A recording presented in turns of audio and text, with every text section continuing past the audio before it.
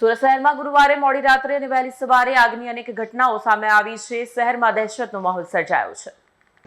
સુરત શહેરમાં ગુરુવારે મોડી રાત્રે અને વહેલી સવારે આગની અનેક મોટી ઘટનાઓ સામે આવતા શહેરમાં દહેશતનો માહોલ સર્જાયો. ડભોલી વિસ્તારમાં આવેલા રમકડા અને ઓનલાઈન વેચાણના સામાનના ગોડાઉનમાં ભીષણ આગ ભભૂકી ઉઠતા કરોડો રૂપિયાનો માલસામાન બળીને ખાખ થયો હોવાની પ્રાથમિક માહિતી મળી રહી છે. આગ એટલી વિકરાળ હતી કે લગભગ 2 કિલોમીટર દૂરથી જ્વાળાઓ દેખાઈ રહી હતી. આગની જાણ થતાં ફાયર વિભાગના 8 સ્ટેશનમાંથી 16થી વધુ ફાયર ફાઇટર ગાડીઓ ઘટનાસ્થળે આવી હતી અને યુદ્ધના ધોરણે કામગીરી હાથ ધરવામાં આવી.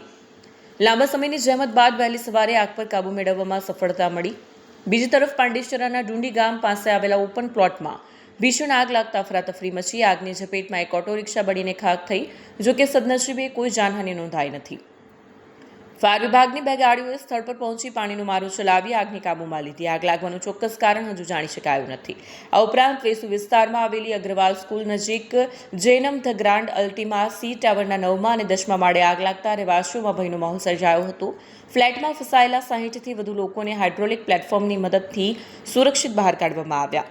ફાયર વિભાગ દ્વારા સતત પાણીનો મારો ચલાવી આગને કાબૂમાં લેવા પ્રયાસો ચાલુ રાખવામાં આવ્યા. બ્યુરો રિપોર્ટ સત્ય ટીવી ન્યૂઝ સુરત.